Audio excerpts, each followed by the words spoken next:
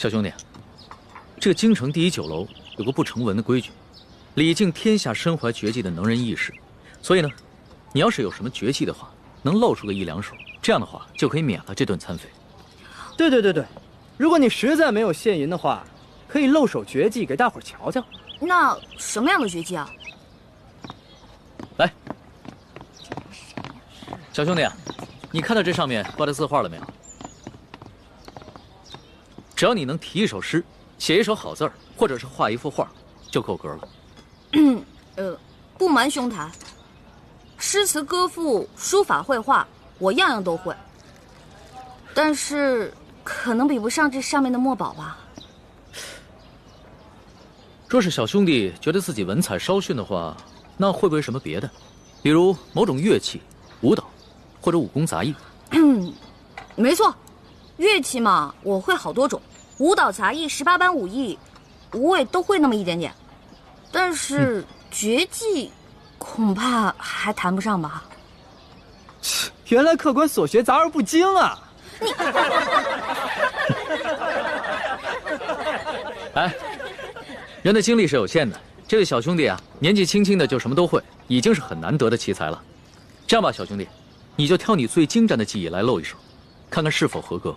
若是不够格的话，我来给你做担保，等你找到你哥哥再来结账不迟。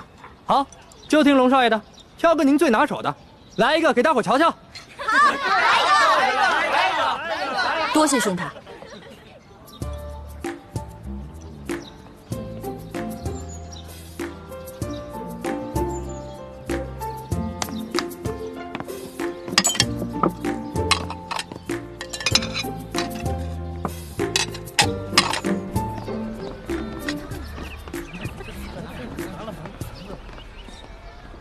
他要干嘛呀？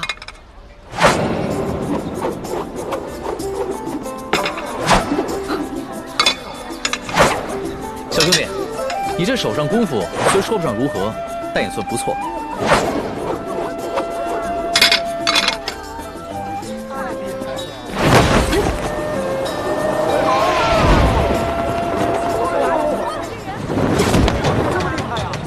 好，原来小兄弟最擅长的是轻功啊！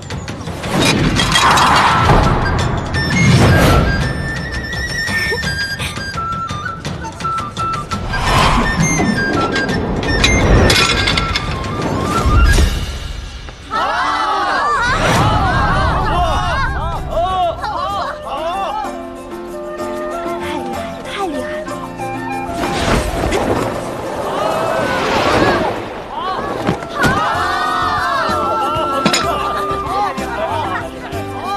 这下我可以走了吧？当然可以，还请您留下高姓大名，下次再来本店，提您名字可以打折。姓名就不必了，朱门酒肉臭，路有冻死骨。你这京城第一酒楼的一顿饭，够我跟我兄弟姐妹过1年了。先撤了。